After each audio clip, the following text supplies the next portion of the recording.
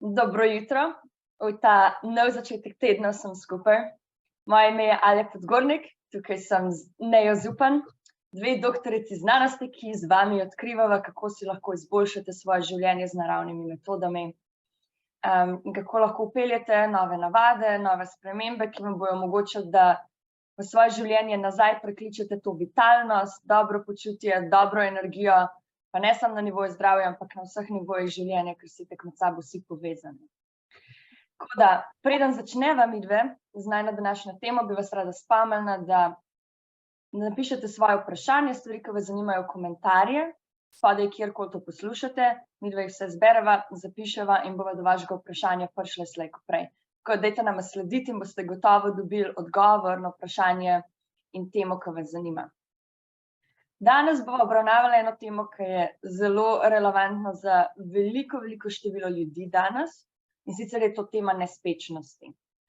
In bova malo obravnavali, kakšne različne vrste nespečnosti obstajajo, pogledala bova, kaj se dogaja iz nivoja energije, se pravi, tle bova vzela ajurvedski pristop, pol bom pa jaz povedala še malo čisto fizioloških kaskadah, hormonih, nevrotransmiterjih in tako naprej, ki uravnavajo naš spanec in nam pomagajo, da zaspimo in pa da tudi lahko skozi noč prespimo. Tako da jaz mislim, da danes iz tega se ste zelo veliko naučili. In kot vedno vas tudi povabim, da če poznate kogarkoli, ki bi mu to lahko koristili, ki ima težave z nespečnostjo, da z njimi delite ta posnetek, da tudi oni dobijo te informacije, ki jim lahko pomagajo. Zato, ker spanec je absolutna osnova za to, da lahko mi normalno funkcioniramo, in če mi ne moramo v redu spati po noči, se telo ne more regenerirati, imunski sistem se ne more, živčni sistem se ne more in potem se ogromno nekih stvari začne lahko čez čas razvijati, ki nam onemogočijo, da bi živeli tako, kakor želimo. Tako da to je res še ena od unih osnov in jaz se veselim, da bova z vami lahko delila najino znanje glede te teme. Tako da, Neja, lepo prosim, če nas vpelješ v to temo in nam razložiš malo bolj, kaj se dogaja z ajurvedskega vidika, vidika energije in pa iz svojih izkušenj. Lepo pozdravljeni vsi, ki naj jo poslušate, ne glede na to, a zdajle poslušate, malo kasneje poslušate. Vsi posnetki so itak dostopni na YouTube kanalu Neje Zupan, tako da lahko pogledaš še veliko več teh posnetkov, še za razne druge stvari. Recimo, zdaj sva se prejšnje 3-krat, mislim, da so se ukvarjali z menopavzo, daj poglej, če te zanima. No, danes pa nespečnost. Nespečnost je že posledica mnogih stvari, ki jih v življenju nismo naredili glih najboljš za svoje telo. Namreč nespečnost se pojavlja vedno takrat, ko je telo preutrujeno. Jaz sem zdaj, ko sem začela novo sezono, nov letnik, Postani mojster zdravja, smo se, prav na prvi uri smo se pogovarjali o eni posebni vaji, energijska kavica. Tudi to vajo imaš na YouTubu, na mojemu kanalu, vtipkaš noter energijska kavica in dobiš, kako se dela. Tako da vabljena, da narediš to vajo. In sem jim razlagala, kako pomemben je, da imamo tudi za spanec dovolj energije, ker ko mi spimo, se dogaja regeneracija telesa in živčnega sistema. In če mi nimamo energije za to regeneracijo, potem mi ne moremo spati, ker se potem nič ne dogaja. In se zjutraj spet zbudimo utrujeni, neočiščeni, neregenerirani in se cikel ponovi. Kje se pa zdaj to začenja? Kje se začenjajo vse te stvari? Zdajle bi pokazala eno slikco, mislim, ne da bom pokazala slikco, samo da jo najdem. Evo, jo bom pošerala. Takole. Evo, tale slikca kaže, kdaj so je aktivna določena energija v nas. Zdaj, Ajurveda pozna 3 tipe energij, in sicer vata, pita in kapa. In kapa energija v našem življenju je prisotna od našega rojstva, pa približno tam do 10. leta. Potem se pa začnejo naša aktivna leta. Nekako od 10. leta pa tja približno 50-60, ko začne vstopati vata energija. Zdaj, kapa energija je povezana z vodo, zemljo, vata je povezana z vetrom, z etrom, in pita z ognjem. In v letih, ki so recimo pita, če mi prekomerno izkoriščamo naš notranji ogenj, potem se poškodujejo organi, ki so povezani s pito, predvsem jetra in žolčnik. In ko pridemo v leta, ko seveda je naš telo malo manj sposobno že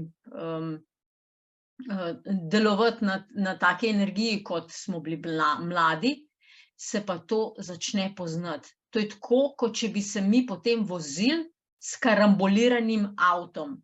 Se pravi, razna ponočevanja, ko smo bili mladi, neprimerna hrana v neprimernih urah, divji odnosi, jeza, zamere, ljubosumje, neorganiziranost, pretirano delo, deloholičarstvo, vse to prinese v nadaljevanju težave s spancem. Se pravi, idealno bi bilo, da mi začnemo za svoj spanc pri 60-ih, 70-ih skrbeti že pri svojih 10 letih. Zato je tako pomemben, da mi, ker pač odrasli večinoma, ki poslušate to, kar midve govoriva, da ti kot odrasel, če imaš otroke, da otroke učiš, kako pomembno je hoditi spat ob 10. Majčkeno več o tem bo govorila potem Alja, bo teh cirkadiani ritmi, se temu reče, in bo ona to temo malo več povedala. Ampak recimo tudi hrana, ki jo jemo. Če jemo hrano, ki ne doprinaša k našemu dobrobitu, sploh v tem pita obdobju od 10 do recimo 50, 60, ampak okvare, lejte, meni večinoma ljudje potem začnejo hoditi pri 40 letih, se pravi, pri 40 letih se že okvare začnejo kazati. Kaj smo torej mi delali pri 20 letih, ali pa recimo ena taka razuzdana spolnost, menjavanje ogromno partnerjev, brez enega notranjega miru, ene povezave s samim sabo. Vse to je kapla, ja, in potem pa ne moremo spati. In potem so tukaj seveda še psihološke stvari, če se ne razumemo doma, tudi ali pa se nam nekaj v podzavesti dogaja, pa mi ne delamo s tem, se pravi, ne razrešujemo stvari, ki se nam dogajajo v vsakodnevnem življenju. Tudi to se potem pozna v naši energiji, ki ona reče, ta energija, mislim, da sem zadnjič rekla, da je energija tako kot bančni račun. Če vi gor polagate, potem boste takrat, ko bo mogoče kdaj treba, ne vem, nov pralni stroj kupiti ali pa recimo zamenjati štedilnik ali pa pečico ali pa kaj takega, boste denar imela, ne? Ja, če pa denar samo trošiš in si neprestano na kreditu, potem so pa obresti velike. No, in na enak način je tudi z našo energijo, ki jo imamo. Če mi skozi jemljemo, brez da bi dodajali energijo, potem se bo to prej ali slej poznalo na našem zdravju. Zdaj bom pa še eno drugo slikco pokazala. Evo, to je pa tale slikca. Je pa povezana s hrano. Midva z Aljo sva se že odločili, da bova enkrat prav govorili o 7 tkivih, ki so v telesu. Majčkeno sva že govorili od tega v pripravi na nosečnost, ne priprava na porod, pa priprava na otroko, ne priprava na nosečnost. Se pravi, da otroku res daš največ, kar lahko, je priprava na nosečnost, in tukaj zelo pomembno vlogo teh 7 tkiv igra. In v menopavzi sva tudi omenili 7 tkiv. In tudi v nosečnosti, oža v ajurvedi pomeni ta življenjska energija, od katere telo živi. In začne se graditi v prebavnem sistemu, ampak če mi noter vržemo kavo že na vse zgodaj zjutraj, kakšno sporočilo damo telesu? Spremenimo celoten hormonski sistem, ga porušimo in dela pod adrenalinom in seveda mi potem obresti za to plačujemo. Oža je hrana oziroma hrana, ki podpira oža, se pravi to življenjsko energijo, je recimo taka zelo preprosta osnovna hrana, kot je riž ali pa prosena kaša, stročnice, pri nas na našem področju imamo fižol, v Indiji pretežno uporabljajo mungo fižol. Jaz ga tudi rajši uporabljam, ker mungo fižol je najlažje prebavljiv fižol in tudi recimo v času, ko sem jaz bila v procesu ozdravljenja raka, sem mungo fižol jedla, zato ker je bil najlažje prebavljiv, se pravi, najlažje naše telo transformira to hrano v energijo. Ghee, prečiščeno maslo. Ghee je v bistvu fancy ime, ki smo ga mi uvozili iz Indije. Ampak jaz se spomnim, moja stara mama je že pač iz kmetije, moja mamica je s kmetije in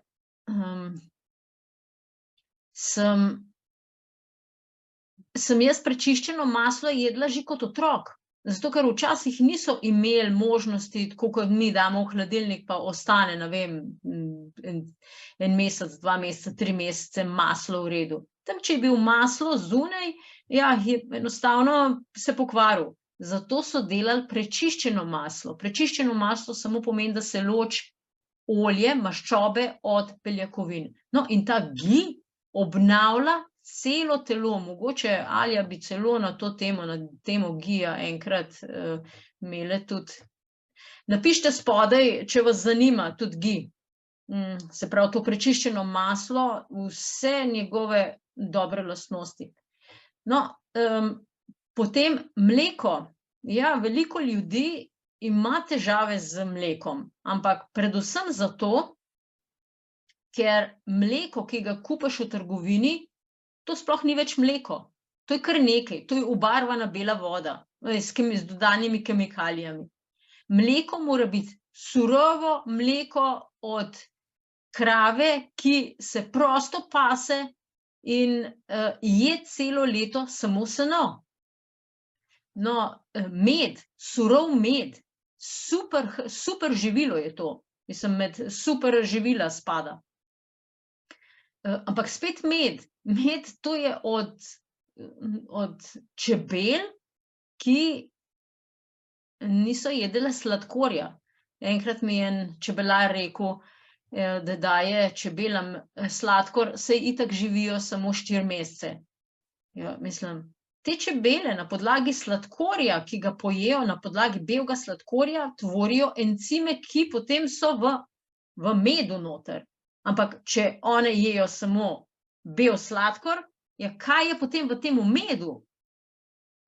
Tako da so to recimo tista živila, ki doprinašajo življenjski energiji. Še par jih je, recimo datli so tudi taki, žafran, mislim, da sem zadnjič omenila, je tudi pri menopavzi oziroma vseh težavah, vseh hormonskih težavah.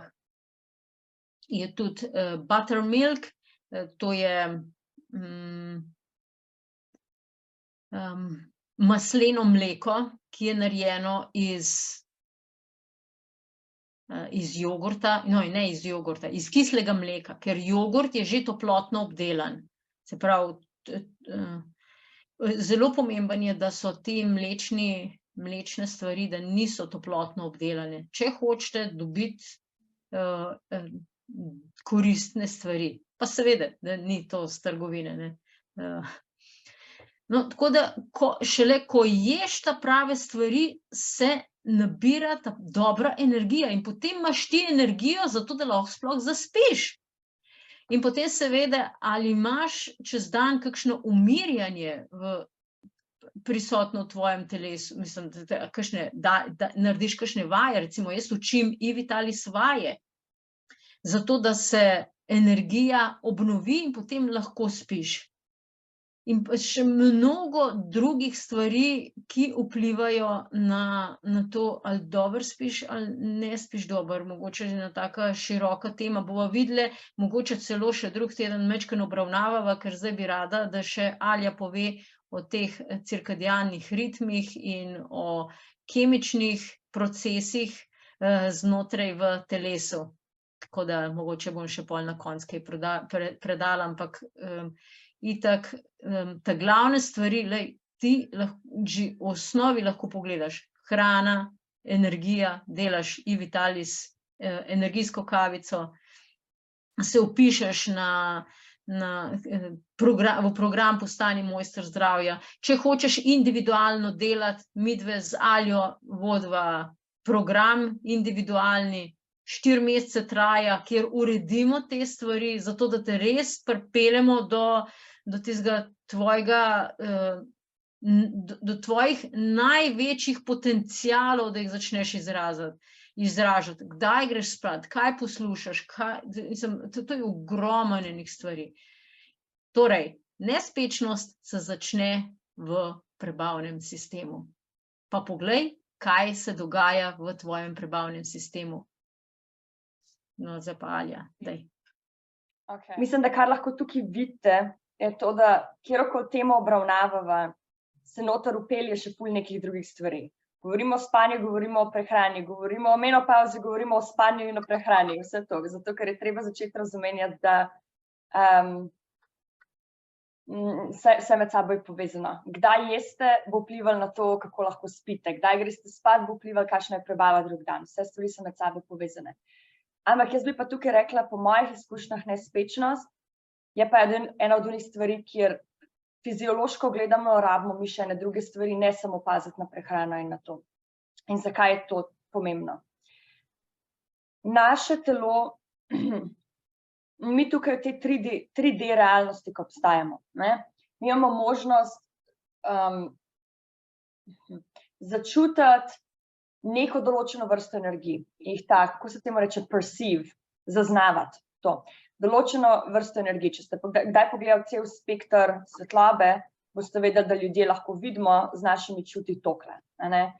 Iste stvari veljajo za to, kar lahko slišimo, kaj lahko začutimo in je odvisno od našega fiziološkega telesa, kaj nam naši čuti omogočajo, da lahko mi tukaj zaznavamo. Mi smo, tle nekje so osnove, ocenjuje, da smo 80% vizualna bitja. Kaj to pomeni? 80% informacij, ki jih mi sprocesiramo in na podlagi katerih mi potem sprejemamo odločitve, saj ko živimo iz enega trenutka v drug trenutek, pride iz okolice, ki lahko vidimo. To mislim, da vsak od nas bo vedel, če zapremo oči pa probamo normalno funkcionirati, bomo imeli zelo velike težave s tem. Kar to pomeni je to, da za nas je svetloba en tistih najmočnejših dražljajev. In zdaj, da si predstavljate, kaj to pomeni, ne samo, da lahko vidimo, ampak dajte si zamisliti, ziher vsi, ki to poslušate, ste bili kdaj že v kinu. Greste v kino, ste v temni sobi in pol stopite ven na svetlobo in doživite en tak mini šok. Ko ta svetloba zadane vašo mrežnico in potem vodi do prenosa signalov, to vpliva na hormonski sistem in izloči kortizol in izloči adrenalin. Zdaj, tukaj hočem zelo dobro poudariti to. Kortizol pa adrenalin sta bila zelo velikokrat sta demonizirana v zdravstvenih področjih, zaradi tega, ker se o njih govori v kontekstu stresa. Ampak mi moramo tukaj razumeti, da stresorji so dobri ali pa slabi. Ta pravi dražljaj, ki povzroči izločanje teh signalov ob ta pravem času, ta pravi količini, je pozitiven stres za naše telo. In nam da neke zelo pomembne informacije, da mi lahko se naučimo pravilno odreagirati ali pa pravilno odreagiramo v tistem trenutku. No, zdaj pa dajmo to povezati s spanjem. Spanje ima za sabo možnost, da bom se izrazila pravilno, možnost, da lahko mi zaspimo in ostanemo v spečem stanju, čez recimo teh 7-8 ur, na to vplivata dva glavna hormona. Kortizol pa melatonin. Zjutraj, ko mi vstanemo, je dnevna svetloba tista stvar, ki aktivira našo pinealno žlezo, da se izločita kortizol in adrenalin iz nadledvičnih žlez. In kortizol in adrenalin omogočita to, da smo mi zbujeni, da smo sfokusirani lahko, da začnemo nov dan, da vstanemo zjutraj, da začnemo stvari delati. Ker rabimo to, če pomislimo, mi smo jih prišli iz tega, kar je Neja rekla, iz tega zelo kapa stanja, ker smo spali celo noč, smo bili, tako je bila inercija, smo bili formirani, zdaj treba telo zbuditi. In zato imamo mi zdaj ta dva hormona, ki nam pomagata, če rečemo, da smo obrcneta v rit zjutraj, smo tako, wow, nista edina, se tudi acetilkolin je tukaj, norepinefrin in ostale stvari, ampak to je tista glavna stvar. Ko se zjutraj izloči ta kortizol, tudi adrenalin je zraven, zdaj bom govorila samo o kortizolu, ker se vedno izločita skupaj. Ko se izloči kortizol, je tako, kakor da bi štoparce vključil, kakor da uro navije. In ko se ta kortizol izloči, navije uro, da se nekje 14 do 16 ur zatem začne izločiti melatonin. Kar je zelo zanimivo, je to, da ta cikel se izvaja tudi, ko svetlobe ni. Ko je bil enkrat začet, se pa mičkam premakne. Se pravi, če mi človeka zapremo v temno sobo, kjer nima dostopa do svetlobe, se bo ta cikel kortizola in melatonina bo še vedno se dogajal. Sam se premakne na malo daljše obdobje, kakor 24 ur, če se jaz prav spomnim. To ni važno. Ampak se začne tale ura, kar to pomeni. 14 do 16 ur kasneje, se pravi, lahko zračunate, to pomeni, da če vi vstanete ob 7 zjutraj ali pa ob 6 zjutraj, se bo to nekje ob 8 zvečer recimo začelo dogajati, dajmo reči, ne? In kar to zdaj pomeni, da melatonin je pa ta hormon, ki nam omogoča, da se mi počutimo zaspane, da če si dovolite zvečer, da niste ful aktivni, ne? In da se v miru date možnost, da se zrelaksirate, pride ta zelo prijeten v bistvu občutek utrujenosti. Ker tako, kakor da bi te nekdo z eno dekico pokril in se tako, kako se veselim, da grem spat. To je, če mi spoštujemo in poslušamo svoje telo. To je melatonin. Zdaj, melatoninu se reče tudi hormon teme. Zakaj? Melatonin se izloča iz pinealne žleze in je pa izločanje je preprečeno, če smo mi izpostavljeni svetlobi. Se pravi, izloča se lahko v temi. Kar pomeni je to. Melatonin se začne izločati, kakor smo rekli, po tej uri in pa nekje hkrati ali pa še malo pozneje zatem, ko sonce zaide. Se pravi, kaj so pa stvari, ki zdaj preprečijo izločanje? Če mi nimamo dovolj tega melatonina, ne moramo zaspati in ne moramo dobro ostati v spečem stanju. Če se vi zvečer premetavate v postelji, ne morete zaspati, je zelo verjetno melatonin za tem.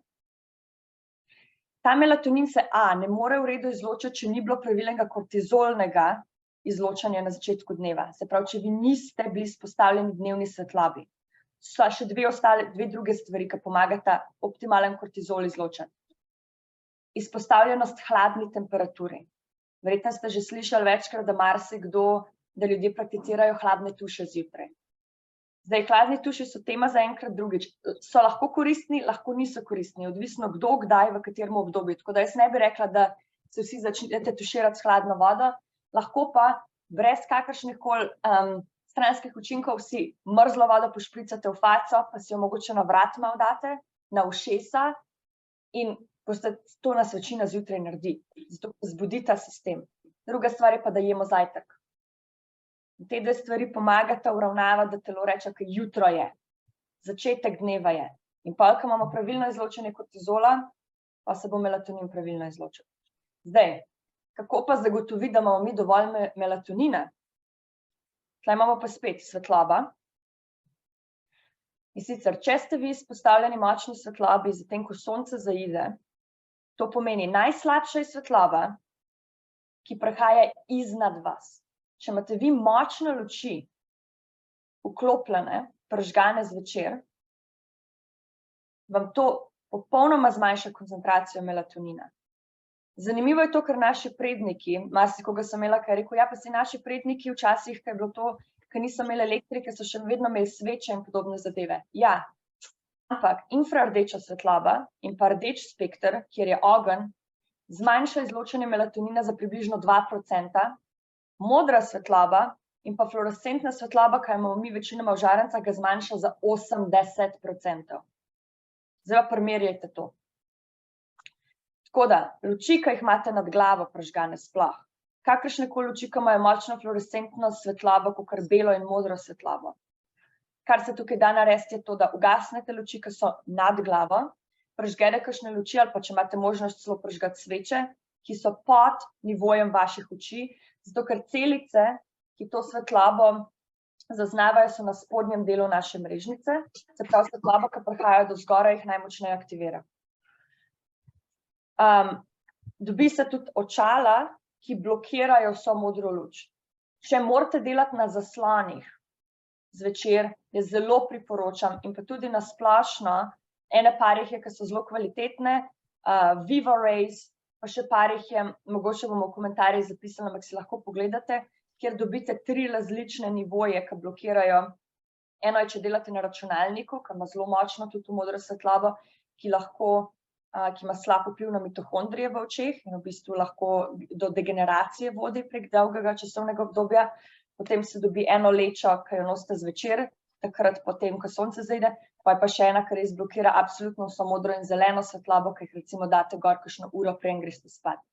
Če imate težave ali s spancem ali pa s hormonskimi težavami, je zelo priporočam to. Zato, ker je res pomembno, da ne pošiljate možganom napačnih signalov. Tako da zelo priporočam, da pogledate v to. Pa še ena stvar, ki pa tudi zmanjša izločanje melatonina, je pa hrana. Če jeste vi zatem, ko je sonce zašlo, bo to zmanjšalo melatonin. Bliže, ko jeste spanju, več sranja bo to naredili, če se čisto po domače izrazi. Tako da nekako osnova je, da nehate jesti vsaj 2 ure, preden greste spat. To je res tisti bare minimum, absoluten minimum. Če pa lahko to pomaknete na 3 do 4 ure, je pa super. Jaz recimo ponovadi, jaz končam jesti do 7 zvečer 95% časa, če se ne zgodi ne vem kaj posebenega, in grem okoli 10 pol v poslo. In to je, vi morate dati možnost vašemu sistemu, da upošteva signale, s katerimi se je razvil. In naše telo se je razvil čez tisočletja, čez milijone let, če gledamo nazaj vrste, ki so prišle pred nami, da imajo zjutraj veliko svetlobe in da imajo zvečer zelo malo svetlobe. In pri spancu je to en tistih glavnih faktorjev. Pa je pa še to, če vi ne date možnosti telesu, da se zvečer zrelaksira. Če delate do poznih ur, do recimo, ja, če večkrat zapored delate do 10 zvečer, pa se vaše telo navadi, da okoli 8 zvečer približno še eno rundo kortizola spusti skozi. Pa je pa to primer teh ljudi, ki recimo grejo lahko spat zvečer, pa mogoče celo lahko zaspijo, pa se pa zbudijo čez 2 ure in ležijo v postelji in gledajo luft in ne morejo več naprej normalno zaspati. To je pa ponavadi kortizol. Zato, ker se zvečer ne pusti telesu, da se zrelaksira, se še zmeraj obsesivno dela, gleda zelo stimulacijske filme, medije in podobne zadeve in potem se kortizol ob 8 zvečer še enkrat izloči in pol namesto, da imate vi melatonin, popolnoma zmešate cel sistem. Tako da, jaz bi rekla, tle so glavne navade, ki jih upoštevate, res tiste, jaz sem vam dala tle malo več, ampak zjutraj zatem, ko vstanete, v prvih 2 urah od takrat, ko sonce začne vzhajati, se pravi, to gledamo, da je nekje sonce pod nekje 30 stopinj kotom nad obzorjem, ven. Če je sončen dan, če je veliko svetlobe, je lahko 2 minute zadosti. Če je oblačno, 15 minut do včasih pol ure. Če greste lahko zjutraj na sprehod, je to ena najboljših navad, ki jih lahko zase naredite, ker boste zbudili telo, ker se boste nadihali svež zrak in zato, ker boste aktivirali ta sistem. Tem pa zvečer, zatem, ko sonce zaide, luči nad sabo ugasniti. Če imate težave s spanjem, dajte razmisliti o teh očalih, ki blokirajo modro luč in pa jesti vsaj 2 do 3 ure pred tem, ko greste spat. Končati takrat.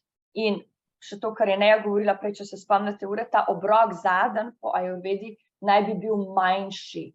Kosilo naj bi bil tisti največji obrok, večera naj bi bila manjša, zato da takrat, ko gremo mi spat, je hrana prebavljena, vsaj čez ta prvi del prebavnega sistema skozi, zato da naše telo ne prebavlja pol med tem, ker če naše telo prebavlja hrano med tisto 10. uro pa zvečer pa 2. uro zjutraj, potem se detoksifikacija ne more zgoditi.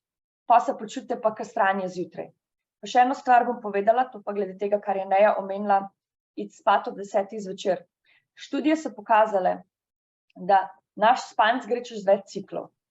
In ste mogoče že slišali za REM sleep, kar je ime za rapid eye movement, ker se oči zelo hitro premikajo, levo, desno, to je zaradi tega, ker mi takrat sanjamo. Obstaja pa tudi non-REM sleep, se pravi drugi spanec, ki nima tega hitrega premikanja oči. In ta non-REM sleep je tisti, v katerem se fizično telo najbolj regenerira, ker se imunski sistem, živčni sistem regenerira in ostale tkiva. Ta spanec je najbolj prisoten v prvem delu noči, med nekje 9. uro zvečer pa polnočjo. Če greste vi spat po polnoči, se ta cikel ne začne na novo, ker izgleda tako. V prvem delu noči je ta del spanca non-REM najdaljši, pa majhen del tega je REM. Potem bolj, ko gremo proti koncu noči, je močnejši REM spanec, pa je manjši del cikla je ta non-REM spanec. Ampak to ni odvisno od tega, kdaj greste vi spat, to je odvisno od časa. Se pravi, če greste vi spat o polnoči, ob enih zjutraj, nikoli ne dobite tega najmočnejšega, največjega dela non-REM spanca, kar pomeni, da se živčni, hormonski in imunski sistem ne regenerirajo. Se pravi, še enkrat, kdorkoli ima problem z duševnim zdravjem, s hormonskim sistemom, z imunskimi težavami, hoditi začeti spat pred 10. zvečer. Idealno, če lahko luči ugasnete, pustite, da začuste, ko ste zaspani. In če to date vašemu telesu, boste lahko ugotovili, da vaše telo v bistvu hoče iti spat ob 8:30 zvečer. Samo morate dati priložnost, da vaše telo to vam skomunicira, s tem, da ne jeste pozno, pa da ugasnete luči, da date možnost melatoninu, da se izloča in vašemu telesu, da z vami skomunicira, ali bi želeli se iti že spat prej ali ne. Tako da, po mojih izkušnjah, jaz, ki sem delala z ljudmi, je to ena, če se vi držite teh 3 navad,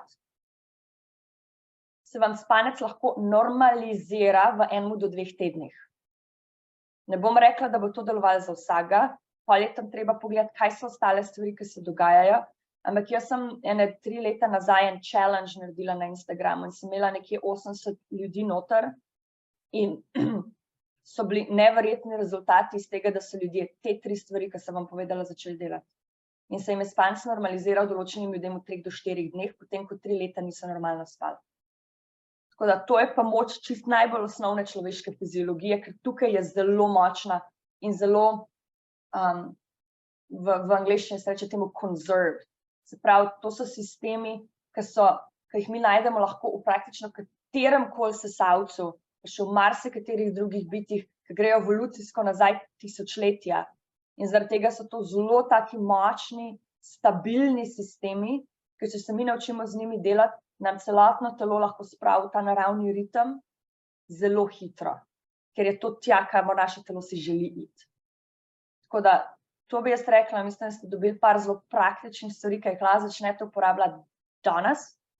Če pa vidite, da imate težave s tem, da ne veste, kako inkorporirati, kaj narediti, da je vaš trenutni življenjski stil, da je toliko daleč stran od tega, dajte stopiti v kontakt z nama, pridite z nama delati, 4 mesece si vzamemo in v teh 4 mesecih boste imeli vi spucane te stvari. Boste dobro spali, dobro jedli, uživali boste v življenju, imeli boste feeling, da imate ful več kontrole nad svojim počutjem. Pa ne iz tistega vidika, moram kontrolirati vse, kar se mi v življenju zgodi, ampak iz vidika, da razumete, kako vaše telo komunicira in kaj naredite, zato da sebi date to, kar si vi zaslužite. Tako da lepo povabljeni, stopite v kontakt z Nejo ali pa z mano glede tega in se lahko pogovorimo o vseh detajlih. Super, hvala, Alja. Napišite spodaj vprašanja, če jih imate. Prej ali slej pridejo vprašanja na vrsto, tako da naj jo spremljajte, pa se vidimo prihodnji teden. No.